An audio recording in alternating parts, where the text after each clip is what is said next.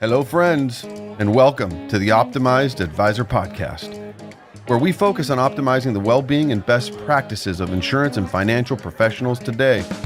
On this show, our objective is to help you optimize your life, optimize your profession, and learn from other optimized advisors. I'm your host, Scott Heinela. We hope you enjoy the show.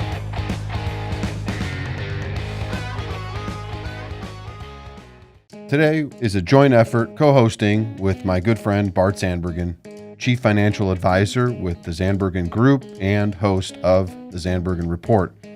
Today is all about springtime flex, fitness, health, wellness, proper nutrients, supplements, getting our bodies in shape for the summertime. We hope you enjoy. And today in studio, I have my boys from Optimized Advisor, Nick Bernatowicz and Scott Heinela. Gentlemen, welcome to the show. Thank you. Today we are doing a collaboration between the Optimized Advisor podcast and the Zandbergen Group, because there is a subject that is both that is important to both of our groups, and that is health. When you don't have that, what else do you got? True that. And as you know, my true wealth tenets, health is the ultimate wealth. I love that. I am trying to embody that in every aspect of my life, and it's a work in progress. Of course it is. All right. Where are we starting? There's so many different directions we could go. So we were pre-gaming, talking about this offline. Springtime flex. Here we are. The New Year's resolutions have waned. Let's all face the reality of this, right? When is the busiest time in the gym? First 2 weeks That's of January, right. Not even all of January. And then First let's 2 face weeks. even a harsher reality. Then what happens? More weight gain. Those that are committed, funny thing, they're still finding themselves in the gym. That's right. And then there's the others, right, who may not be finding themselves as often in the gym as they were. But come April, May, it starts picking up again because Summertime, bikini season. As you say, sun's out, guns out. Yeah. I like to say sun's out, buns out. We come from Springtime different here sides of is the around- country, Yeah. apparently. That's right. The point is, we all get energized when springtime hits and we need to prepare for those summer pool parties and the days at the river and on the lake, right? True that. So how do we do that? So we wanted to talk today a little bit about some protocols, some best practices to help maybe motivate some individuals, or just some things that we've gleaned, you've gleaned along the way. Yeah. Some other, maybe not fitness protocols, but just some other things to be aware of. And this even goes, hand in hand with your guys' podcast about mindset and goal setting. Is consistency is key when it comes to fitness. And it has to be entrenched into your daily routine or weekly routine to really be successful in any capacity.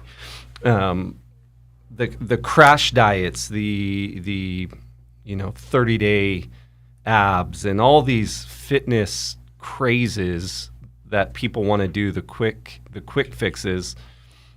They don't set you up for long-term success. Mm-hmm. And they're really set up to fail.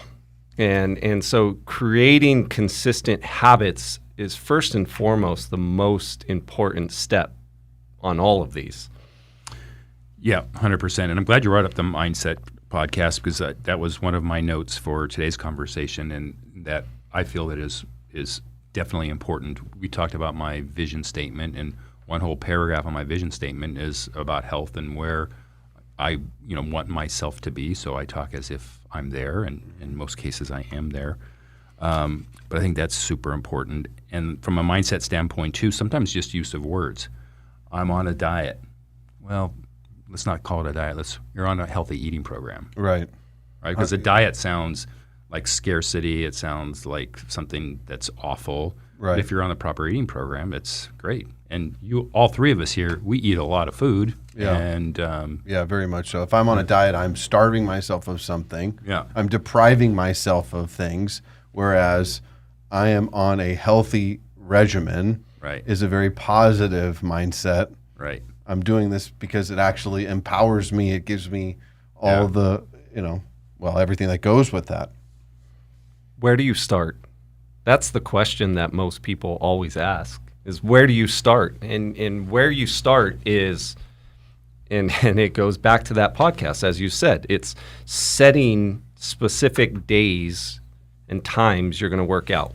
Now, it doesn't have to be perfect, meaning just because I have scheduled, whatever your perfect schedule is, and we can talk about what that looks like, but whatever your schedule is, Monday, Wednesday, Friday, Sunday, whatever that is, having that set on the calendar and holding to that is the key to start, right? And okay, you might not be in a gym, but maybe that's the day you go for a walk, a run, a bike ride, right? Outside fitness is just as good as in a gym fitness for people that aren't doing that. So that's all part of the consistency, is being active on a weekly, monthly, yearly basis is what really creates the action. Everything you've said, Nick, I completely agree with. And I'm going to use the word discipline, maybe in conjunction with mindset. And part of it is you create this in the schedule. And I mean, if you were to open my iPhone, my calendar, I have a time, where I get up, where I'm reading both motivational, spiritual, and financial things. I have my time for my workout. I have date nights. Everything is in my calendar, because if it's not on my calendar, what's the saying with the kids say? If there's no picture, it didn't happen. Doesn't happen. So if it's not on my calendar, it's most likely not going to happen. Or someone's going to get scheduled over it, although 4:30 in the morning, there's not much to schedule over other than maybe sleep. Other than me calling you. That's right, another time zone. But I think that's part of it too, Nick. Where do you start? I think you need to figure out how many days is a good start. And I think fitness is like how you eat an elephant, one bite at a time. So start with 3 days a week, see how that feels. If you kill yourself on the first few days, not literally, but you're so sore you can't move, chances are you're not gonna complete the program. Exactly. So start out slowly. I would, talk to somebody. It doesn't have to be a coach. It could be friends that that work out. People can give some pretty easy advice. There's things online that you can check. But some combination of movement, having it set in your schedule when you're going to train or work out, and then take a look at your intake, right? Because it's garbage in, garbage out. So make sure that you've got a program set that's healthy for you, your body, your lifestyle, and will help you meet your goals. Yeah. The thing that I always like to, when we talk about how many days a week should you work out, be active more days than you are not active or resting, right? So if you have a 7-day week, you should have 4 days at a minimum of activity. Now that activity can be a walk, a bike ride, a run, whatever it might be. But more days moving than not. That's a good starting point for most people. Yeah. So the key is to, I think, you guys touched on it. At the end of the day, it's like set realistic expectations for yourself that you can always build upon, but something that you can truly commit to and stick to and have this ingrained in your life and in your schedule, because that's the building blocks of, I think, true fitness over time. It's something that you can actually commit to and stick and engage to. So ingrained, I mean, now we're talking in like what creates a habit or how long does it take? And, there's different definitions, but 3, 4, 5 weeks of doing something, you can pretty much either make or break a habit. So that'd be the same for your working out. And I make a joke sometimes. For me, working out in the morning is like brushing my teeth. If I don't, first thing I do when I wake up is brush my teeth, and next second thing I do is go work out. And if I don't do either, I'm going to be a mess. Right. I would think the morning workout, and I'm this way, and in the last year, it's changed slightly for me, but working out in the morning jumpstarts the day. It's hard to skip once it's part of the routine because you have nothing else to do. Whereas afternoon, after work, you have obligations. You have dinner to cook. You have things to do usually. So it's a lot easier to skip that afternoon workout. Whereas those mornings, for most people, it's more entrenched into their life when you're ready for that step, right? Yeah. Well, I would say there's a significantly less likelihood, or that you're going, if you're not disciplined yet and it's not part of your routine in your daily life, there's a much higher likelihood that if you put it off outside of the first thing you do in the morning, it's going to get pushed to the end of the day. And then what happens? You're tired. Yeah. You've cracked the beer. You've poured the glass of wine, and forget it. You're not doing anything for yourself physical wise. Yeah, it's just too unpredictable. Right. When my son was born 33 years ago, prior to that I worked out in the afternoon. I had more of a quote unquote 8 to 5 job, and that was just my program. Mm-hmm. But the day he was born, I realized I just wanted to be home more and early, so that's why I switched to mornings, and it's been ever since. Yeah, and I would say also to just kind of disclaim on that a little bit. I mean, certainly now a lot of people working from home, maybe they get up, they go right to it, catch up on some busy work in the morning, and a great segue or transition into the afternoon might be for them to get out, do a little run, go for a 40-minute walk, take that break in the day to clear your mind, breathe some fresh air, and then get on with the second half of your day. I think that's a little changing as well. Yeah, changing of the times for sure, because you don't have to punch in an office in a suit and tie any longer, per se, for most people.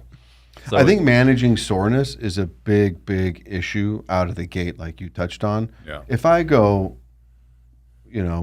let's just say unreasonably hard out of the gate and I'm dealing with severe soreness, that's probably not a recipe for sustainability. So what are things that people can do, or what have you done in the past that can maybe help people mitigate that? Well, what are the best things to do for soreness? You want to start? I'm just going to make a funny comment. I ran down between shows to get something out of the car, and I had to go down some steps here in the building. I did 1,000 steps. I had skipped 2 weeks because I was out of town, so I did 1,000 steps Sunday, and then worked out legs today. So walking down those stairs between my calves and my thighs and my shins. Holding the rail. With dear life. It's brutal. Yeah. Mine isn't technical. I know Nick can get more technical, but to me, it's just repetition, repetitive. So my legs and calves I did work out calves that even though they were extremely sore from 1,000 steps, but I know that I did a lighter weight. I know for me, my body, just have to do it again and do it again 2 or 3 times, and I'm over it. Yeah, okay. That wasn't technical, Nick, but what would you do? Very. No, the biggest thing for people, as you said earlier, Scott, is people need to start slow. Back when I owned the gym, that was one of the hardest things, was to dial back programming and be very intentional when you have new people joining, to on-ramp them into the program so that they're not so sore that they never want to come back. Mm-hmm. But they're sore enough to know that it's working for them. Because if someone doesn't feel a workout, they don't think it did its job, right? So it was a fine line back then. But Well, I always joke about that at the gym. CrossFit's, some people are just so off their rocker in terms of, mental just balance. Mm-hmm. And I used to say, look, make no mistake here. We're exercising, number one. Number two, the number 2 goal is for me to be able to show up here tomorrow. Right? That was the thing. They threw that one out the window. They really do. They just wanted a score. They wanted to post a score. But that, to my point is, though, that's a real thing. You put people in a competitive environment, and a sense of range and keeping a barometer on where I really should be calibrated for now is not an easy task. And this is the same. Go Orange Theory, F45, any of these high intense training where it's a high volume game, right? And for someone that hasn't been doing exercise at a high volume with loading, they're going to be sore and they're going to overdo it. So that's where, when you start, ease into it first and foremost. Next, fluid intake. You Good one. increase your fluid intake, meaning water, electrolytes, instantly. And that doesn't mean drink a sugar bomb Gatorade or something like that with electrolytes. There are proper electrolyte drinks you can add or adds to your waters. But instantly up that intake. So if you're drinking half your body weight in ounces, double it to body weight in ounces when you're increasing your activity levels with working out. That's instant. That should happen the moment you start working out. And then diving into mobility, that would be step 2. Really, after you've had your initial workouts, ensuring that you're doing proper mobility work pre and post exercise to help flush, stretch, stay elastic. That'll all help mitigate. Now, don't get me wrong, you're going to be sore. Bart's been doing exercise for how long? At a very regular, consistent basis. He takes 2 weeks off, and he is so sore going downstairs. That's how our body works. It's amazing. You could put in 30, 40 years of consistent exercise and take a week off, and you feel like you've never worked out a day in your life. Yeah, so true. And I'm going to play the other side, and I'm just going to get a little transparent here. I'm a little bit addicted to the soreness. If I'm not a little bit sore after a previous workout, I must not have worked hard enough. Right. So I like the sore. Now, there's bad sore and good sore, right? There's crippling sore, which could put, if you just start working out, that would be a hindrance. But it's that gray area. But to that point, time will give you the awareness to know how hard to push, and you know it when you're in the workout. Right. So there's a sore shoulder, like if you have a bad rotator cuff. Like, okay, that's sore, but that's not a good sore. That's a sore that, that's a surgery Pushing down the injury. road. Right. So injury, good one. Injury sore versus just muscle sore. Correct. Yeah. And being aware of that takes time to learn your body, and you know that now. Yeah, the hard way. Yeah. But to that, on the flip side, on the positive side too, you become more mentally prepared for the soreness to where you get to the point where you enjoy some level of soreness. And, so you do the basics. You work out, you hydrate more, you stretch more, you stay active more, as Bart said, because consistency will help with that. Blood flow helps flush out the soreness. That is very true and needs to be done.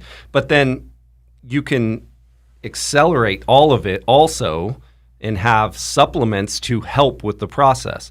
Now, a lot of people just think, if I just take supplements, it's going to work. No, they work congruently together. Things like fish oil, right? You can add a fish oil pretty quickly into your regimen to help with soreness. You can add proteins post-workout with your workout shape to help promote recovery. Those are two things instantly you can add to your diet, and it'll help with the inflammation. It'll help with the recovery process to make the soreness mitigated a little bit. Yeah, you touched on one of them, fish oil. That would be something where we'd acknowledge every male should be taking for quality fish oils. Not just male, every person. That's for brain function, for hormone. But I've heard more important for men than women. I have not. We can do research on that. Yes, Literally, we'll bring that up in the previous conversation we had. She was emphatic about the fact that it's more critically important for men to be taking fish oil than it is for women, although both should be taking it. Yeah. Nick, what do you think of glucosamine chondroitin sulfate? So great for joints. It's a great. Okay, what is glucosamine? It's a supplement. Maybe Danielle could pull up the definition of that. It's along the lines of CoQ10. It's a joint supplement that helps, especially as we age. Okay. So what would you say are like a list of supplements or nutrients that every person should be taking that maybe aren't? Well, fish oil, 1. Yep. We talked about vitamin D. Vitamin D, 2, vitamin C.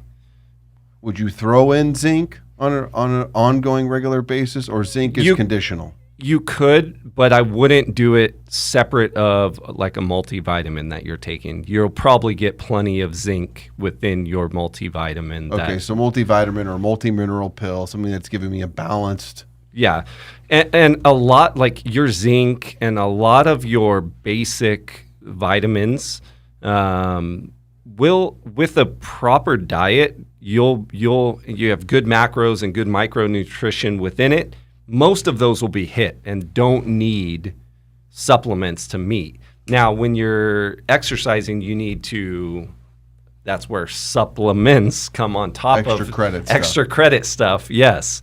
But so fish oil, we said vitamin D, vitamin C, magnesium if you're working out heavily, you're lifting weights, you can add some magnesium in there as well. What about some of these things that I know you take, like branched-chain amino acids, glucose? We talked about glucosamine. What are the other things? Yeah, so I was just writing down the things that I get in powder form, and I put in my pre- and post-workout protein shake. So it's whey isolate, nitric oxide, L-glutamine, branched-chain aminos, and then I actually do high levels of vitamin C, so I do a powdered vitamin C in the shake. Yeah, so branch chains are fine, right, for people that are lifting weights because it's a building block of muscle. So within red meat, if you're having enough red meat in your diet, for most people, they don't need to take branch chains. Okay. Unless their goal is to build muscle. Right? So that's where, of course, right. the other one you would throw in with branch chains would be creatine, right? I knew you were going to say creatine. Creatine would be the other one for building muscle. Is there a supplement for creatine? Because some people don't respond well to creatine, meaning it don't feel well. Yeah, I've had that problem. Yeah. There's different delivery methods. There are, okay. There's droplets, there's powdered form, there's many types, pills. Okay. Yeah, most people don't need it. Most people don't need to supplement creatine. Most people don't need to supplement BCAAs unless they have specific goals to build muscle or maintain muscle, right, as we age. Those would be the main thing. The glutamine, the glucosamine, the CoQ10s, these type things for joints and recovery, those are all fine for pretty much anyone with any fitness goal as long as they are working out. Where people sometimes think is I could just take these supplements and it'll solve my problems, right? I'm going to do all this and then I'm going to be healthy. I'll take fish oil, I'm going to be healthy, all these things, right? It all needs to be part of diet first. I even printed out, you guys will like this, it's like a chart, food pyramid, but it's talking about where supplements actually fit in on, right? And it's at the very, very top. Yeah. Bart already said, on the bottom of the pyramid, it's calories, quality of calories. Calories in, calories out does not just matter, right? 2,000 calories of donuts versus 2,000 calories of vegetables is a whole different story. And anyone that says opposite, they're probably not looking into the right things in terms of diet. We've had that conversation. I have had that debate with someone reasonably intelligent where it was, Scott, it's calorie. It doesn't matter if I am consuming, 500 calories in donuts or 500 calories in broccoli. Yeah. It's the same result. I said, you're out of your mind. So I don't want to put a water on this fire, but I worked out with a guy, and he did this documentary and wrote a book about 15, 17 years ago-ish. It was not super. It was a playoff of Super Size Me. Oh, right. Okay, playoff of that. Yeah. But he was he was my workout partner, an avid workout guy. He, for 30 days, ate only McDonald's. Every meal, everything came from McDonald's for 30 days. Kept his same total get after it workout. He ended up in the same, if not slightly better, after 30 days. Wow, get out of here. Now, genetics. Well, I would attribute that to genetics. Maybe, but he was also. I'm actually partially not sure what his point was there because he was a trainer and he was normally a good eater. But I think the point is that ultimately calories do matter. Mm-hmm. And then he also said, without a doubt, if he would have gone another 30 days, there would have been some differences. Well, and to the next line in the pyramid there is macros, right? Mm-hmm. So macros is the breakdown of protein, carbohydrates, fats. So if all I'm consuming is foods that are creating massive spikes in my glycemic index, not good for you, of course. Right. So to the argument of like, and we only have a few minutes left, but to like McDonald's, at least you're getting protein mixed with carbs and fat. Like there's a macro breakdown there. Big time. Not ideal, but a fair share of sodium.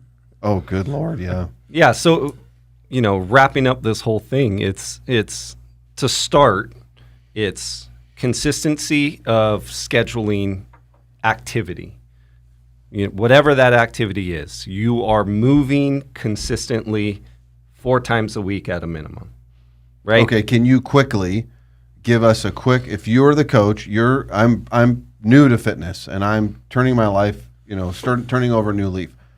Give me a quick flow of what my 4 days look like. So what is my breakdown?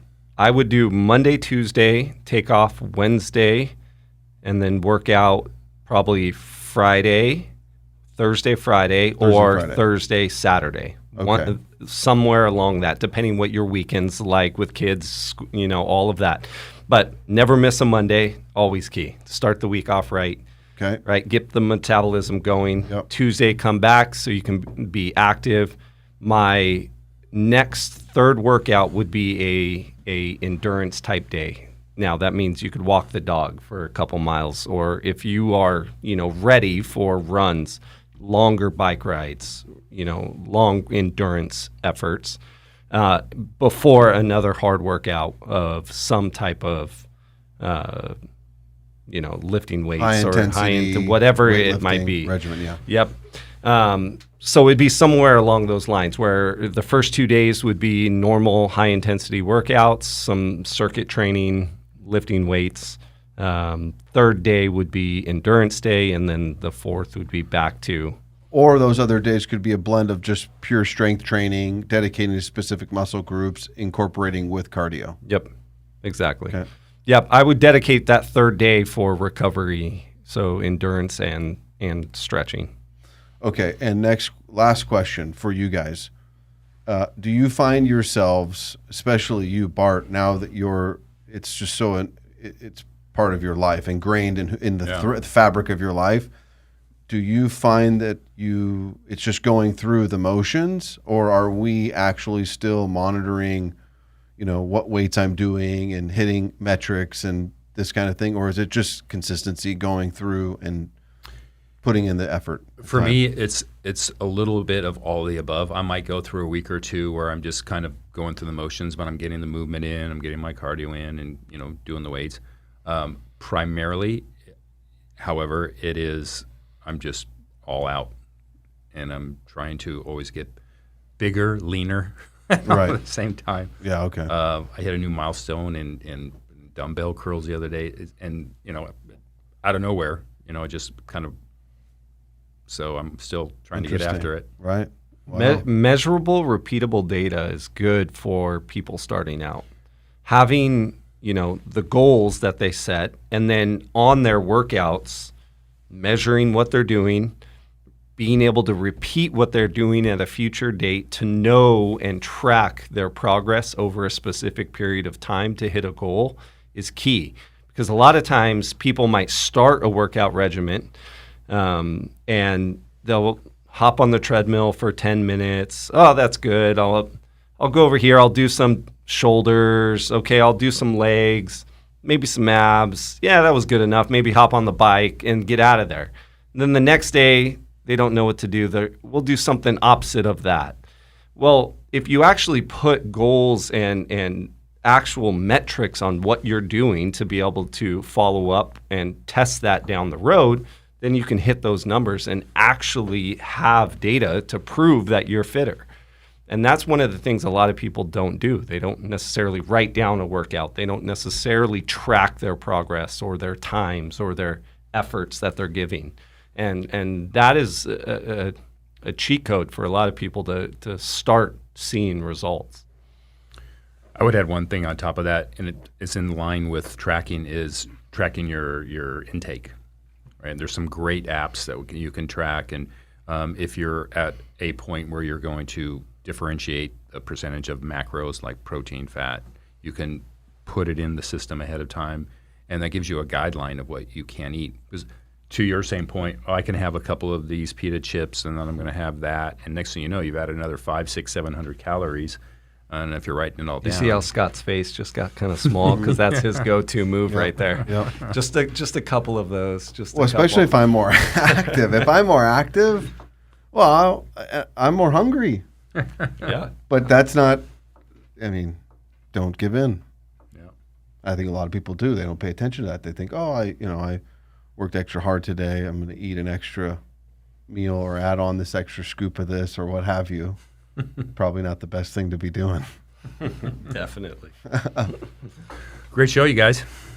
That was good. So spring, get out there. Consistency is key. Consistency is key. 4 days a week. At a minimum. Get your supplements in. Eat properly. Count your calories. Be ready to be sore. That's right. Push through. In a very positive way, embrace the suck. Right. Embrace the suck. Definitely. Embrace the suck. Cheers to you guys. Cheers to you. All right. Thanks, everyone who has tuned in. We look forward to being back in studio next week. Cheers. Thank you for tuning in to today's episode. Please subscribe, like, share, leave a comment, or review. Be sure to check us out on social media at Optimized Advisor Podcast. Till next time.